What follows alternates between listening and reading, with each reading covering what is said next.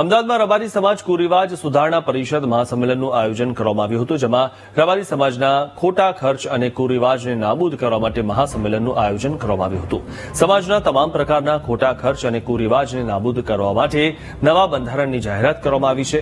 સમાજમાં વર્ષોથી ચાલતા કુરિવાજોને બદલવા માટે સમાજના લોકોએ આહવાન પણ કર્યું છે, જેથી હવે સમાજના સામાન્ય વર્ગના લોકોને તેનો ઘણો ફાયદો થશે. સમાજમાં દેખાદેખીના કારણે લોકો ખોટા ખર્ચ કરતા હોય છે, તેમજ સોનું પણ વધારે આપતા હોવાથી નવા બંધારણ મુજબ લગ્ન પ્રસંગમાં દીકરીઓને 5 થી 7 તોલા સોનું જ આપવાની અપીલ જાહેર કરવામાં આવી છે. શ્રીમંત જેવા પ્રસંગમાં માત્ર વેવાઈને જ વ્યવહાર કરવા માટે સમાજને જાણ કરવામાં આવી છે, તેમજ શુભ કે અશુભ પ્રસંગે મર્યાદિત લોકોનો જ જમણવાર રાખવાનું નક્કી કરવામાં આવ્યું છે.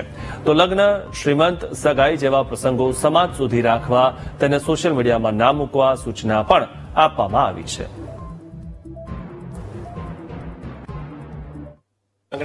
પ્રસંગ જે સૌને કમ્પલસરી હોય, જે પિતા હોય ને દીકરીનો હોય કે દીકરાનો હોય, પ્રસંગ કાઢવો પડતો હોય છે, ક્યાંક ને ક્યાંક આર્થિક બર્ડનમાં આવી જતો હોય છે. તો અમે એક એવી મર્યાદા કરી છે કે લગ્ન પ્રસંગમાં બને તો ઘડી મર્યાદિત 5 થી 7 તોલાની અંદર જ સોનું આપવું. બીજી વાત એવી હતી કે અમારા ત્યાં શ્રીમંત પ્રસંગ હોય કે સગાઈ હોય એમાં પેરામણીઓનું પ્રમાણ બહુ રહેતું હતું.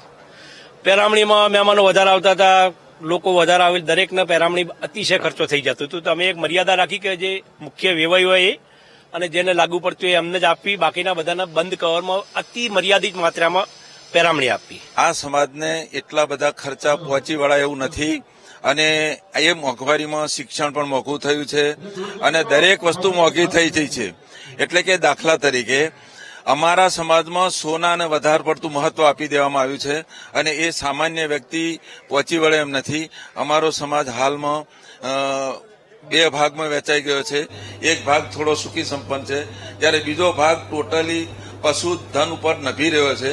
એને પેલાની સાથે ખેંચાવવું પડે છે.